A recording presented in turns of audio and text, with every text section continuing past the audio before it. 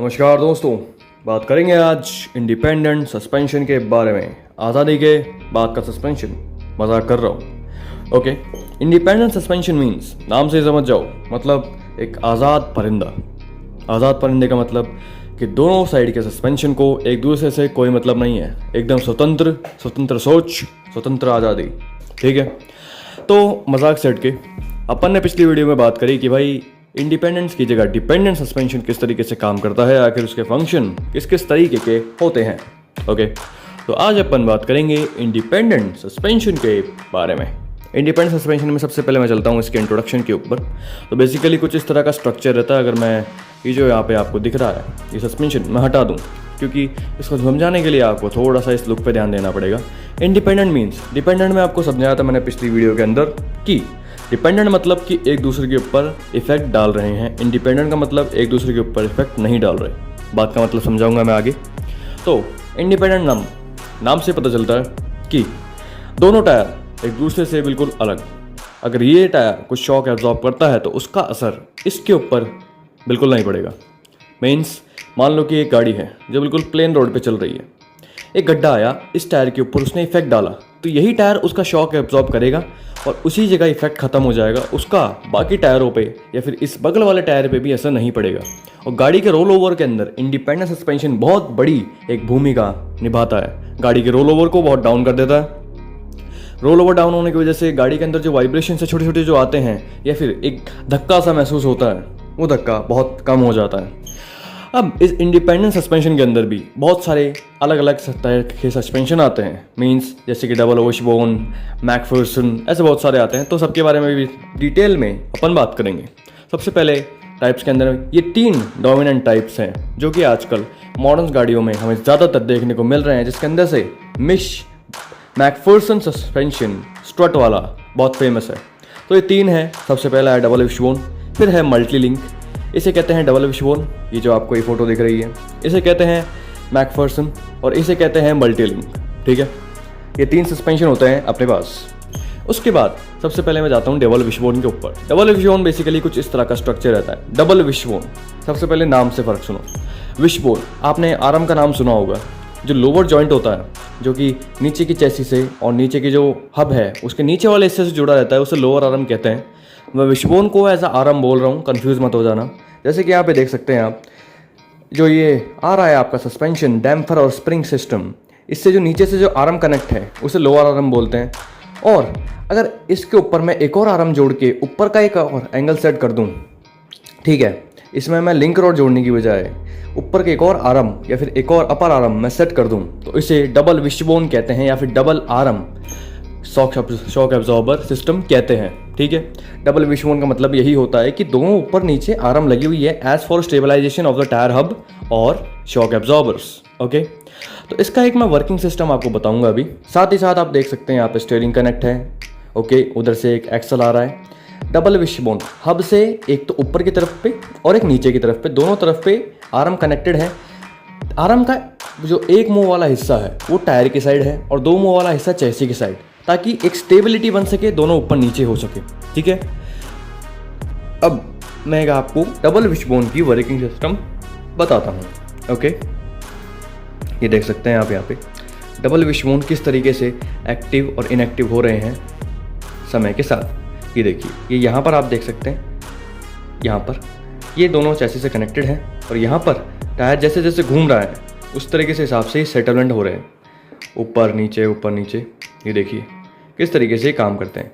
Hub का ऊपर वाला हिस्सा है उसे अपर विशबोन जुड़ा हुआ है और लोअर वाले से लोअर विशबोन, और स्टीयरिंग अलग से जुड़ा हुआ है। बीच में लगा हुआ है अपना शॉक एब्जॉर्बर। अब शॉक एब्जॉर्बर का ऐसा है कि अपन चाहें तो इसे बॉडी के साथ भी जोड़ सकते हैं, मतलब लोअर बॉडी है उसके बीच में लगा के छोटा सा जोड़ सकते हैं, या फिर अपन एक लॉन्ग भी लगा सकते हैं जो ऊपर तक जाएगा एज ऑन अपर बॉडी तक। सिंपल है, सिंपल कॉन्सेप्ट, कोई रॉकेट साइंस नहीं लगा रहे हैं इसके अंदर अपन। उसके बाद आता है अपना मल्टी लिंक सस्पेंशन। ये बेसिकली जो हाई परफॉर्मेंस कार्स आती हैं या फिर जो ज़्यादा ऑफ रोडिंग या ज़्यादा स्पोर्टी कार्स होती हैं जिनके अंदर हमें परफॉर्मेंस ज़्यादा चाहिए, उसके अंदर इसका यूज़ करा जाता है।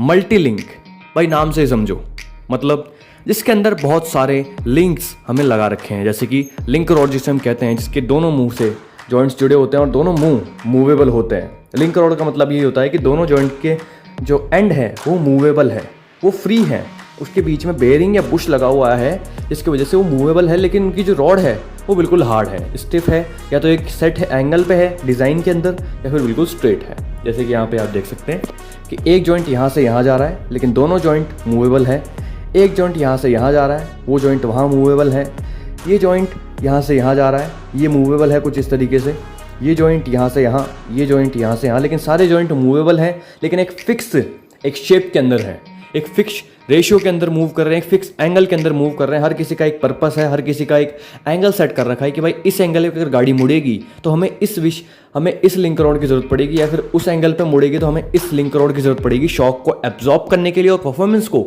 एज ऑन सस्पेंशन के मामले में बिल्कुल बढ़िया करने के लिए। तो यही है एक मल्टी लिंक सस्पेंशन का एक पूरा ओवरऑल डिज़ाइन। यहाँ पर ये हब है, यहाँ पर ब्रेक्स है, ये आगे भी लगते हैं, ये पीछे भी लगते हैं, ये दोनों तरफ लग सकते हैं। मल्टी लिंक जैसे लग सकता है वैसे भी आगे जो बताया था मैंने अभी पिछले उसके अंदर कि जो ये है डबल विशबोन, ये भी दोनों तरफ लग सकता है, आगे पीछे दोनों तरफ, और ये भी मल्टी लिंक आगे पीछे। जैसे बेसिकली हम देखते हैं फार्मूला 1 कार्स या फिर हाई स्पोर्ट्स कार्स होती हैं, उनके अंदर छोटे छोटे शॉक को भी एब्जॉर्ब करने के लिए बहुत सारे लिंक्स लगाए होते हैं। उसी के लिए ये फार्मूला 1 में, बाहर की भारी स्पोर्ट्स कार्स में और लग्जरी कार्स के अंदर, जिनके अंदर बिल्कुल बढ़िया परफॉर्मेंस और एक बेटर शॉक एब्जॉर्प्शन चाहिए होता है, ये उसी के अंदर लगते हैं। ठीक है, तो कुछ इसका मैं वर्किंग सिस्टम मैं आपको बता देता हूँ। जैसे कि आप देख सकते हैं ये आ रही है स्टीयरिंग का एंड, ये स्टीयरिंग का एंड यहाँ पे आके टायर में लग रहा है, और ये बहुत सारे जो लिंक्स हैं ये लगे हुए हैं अलग अलग एंगल पे, अलग अलग तरह के शॉक को एब्जॉर्ब करने के लिए। इन्होंने टेस्ट करा तब जाके इनको पता चला कि हाँ अलग अलग हैं। एक मैं बताता हूँ आपको, अपन ऊपर से देखें तो ऊपर से देख रहे हैं तो कुछ इस तरह का पर्सपेक्टिव बन रहा है। ठीक है, ये देखिए अलग अलग एंगल पे अलग अलग शॉक एब्जॉर्ब हो रहे हैं। ठीक है, ये देखिए अलग अलग एंगल्स पे अलग अलग विशबोन अलग अलग तरीके से काम कर रही है। ठीक है, कुछ विशबोन ज़्यादा एंगल्स पे कम मूव कर रही है, कुछ विशबोन एंगल चेंज होने पे ज़्यादा मूव कर रही है। ये देखिए ये अब ज़्यादा मूव कर रही है, ये अब थोड़ी थोड़ी कम मूव कर रही है। जैसे जैसे एंगल चेंज होगा, अब मैं देखता हूँ आपको सामने से पर्सपेक्टिव, गाड़ी खड़ी है, एक तो अपन देख रहे हैं ऊपर से पर्सपेक्टिव टायर का, एक अपन देखेंगे सामने से। ठीक है, ये है सामने वाला, ये देखिए गाड़ी का शॉक जो एब्जॉर्ब हो रहा है उसके हिसाब से किस किस तरीके से अलग अलग विशबोन अलग अलग तरीके से काम कर रही है अलग अलग एंगल्स पे। ठीक है, ये होता है मल्टी लिंक विशबोन्स का या फिर ऐसे बोले मल्टी लिंक सस्पेंशन का एक सिस्टम। फिर आते हैं अपने मैकफर्सन स्ट्रट सिस्टम के ऊपर। ये बेसिकली बहुत ही ज़्यादा यूज़ होने वाला एज़ फॉर लोअर मॉडल्स और एज़ फॉर मिडल मॉडल्स, और कई बार तो थोड़े महंगे मॉडल्स आते हैं उनके अंदर भी इस तरह का सस्पेंशन सिस्टम यूज़ होता है। क्यों? क्योंकि सबसे पहली चीज़ ये सस्पेंशन सिस्टम बहुत ही ज़्यादा कॉस्ट इफेक्टिव है, ईजी टू यूज़ है, ईजी टू मेंटेन है। इसकी मेंटेनेंस कॉस्ट भी उतनी ज़्यादा नहीं आती है जितनी डबल विशबोन की आती है। डबल विशबोन और मैकफर्सन में एक ही डिफरेंस है, ताकि आप खुद ही देखते हुए समझ गए होंगे कि क्या डिफरेंस है। उसकी जो अपर आर्म है उसको हटा दिया गया है, और कई मामलों के अंदर यहाँ से एक लिंक रॉड भेजी जाती है एज फॉर मोर स्टेबलाइजेशन, लेकिन वो फिर डिपेंडेंट सस्पेंशन या फिर सेमी डिपेंडेंट सस्पेंशन के अंदर आ जाता है। और अगर लिंक रॉड ना हो, ओनली ये सिस्टम हो, तो उसे मैकफर्सन स्ट्रट सिस्टम कहते हैं, जिसके अंदर ओनली एक लोअर आर्म रहती है जो हब से कनेक्टेड रहती है, और हब का अपर साइड जो विशबोन से कनेक्टेड था अब उसकी जगह उन्होंने शॉक एब्जॉर्बर लगा दिया। पहले डबल विशबोन के अंदर लोअर आर्म के अंदर जो थी वो शॉक एब्जॉर्बर कनेक्टेड था और अपर बॉडी से, ठीक है, और यहाँ से विशबोन जा रही थी, लेकिन उन्होंने अपर विशबोन हटाकर सिर्फ लोअर आर्म या फिर लोअर विशबोन रख दिया, और उसके हब के ऊपर वाले हिस्से जहाँ पे अपर विशबोन कनेक्टेड थी वहाँ से शॉक एब्जॉर्बर टच कर दिया ताकि दोनों तरफ स्टेबलाइजेशन हो सके। अब ये क्या है, थोड़ा मोर स्टेबल है, लेकिन अपर ये डबल विशबोन की तरह स्टेबल नहीं है और उससे थोड़ा कम कॉस्ट इफेक्टिव है। ठीक है, कई बार इसमें अलग अलग लिंक रॉड्स या फिर ये जो अपनी लिंक्स रॉड्स हैं वो अलग अलग एंगल्स पे कई बार एक या दो लगाई जाती है ताकि मोर स्टेबलाइज हो सके, लेकिन उसमें क्या होता है कि फिर वो सेमी डिपेंडेंट या डिपेंडेंट की कैटेगरी में आ जाता है। लेकिन pure independent suspension Macpherson strut के अंदर यही है एक लेआउट। मैं आपको इसका एक वीडियो भी चला के बता देता हूँ अलग अलग एंगल्स पे। ये देखिए कुछ इस तरीके से काम करता है। ये अपनी लोअर आर्म है, ये अपना हब है और ये अपना शॉक एब्जॉर्बर है, ठीक है, और कॉइल स्प्रिंग के साथ डैम्पर, और ये अपना हब है। टायर जिस तरीके से मूव कर रहा है उस तरीके से यहाँ पे देखिए ओनली ये सिंगल जॉइंट है जो बॉडी के साथ जुड़ा हुआ है, और ये अपर बॉडी से यहाँ से जुड़ा हुआ है।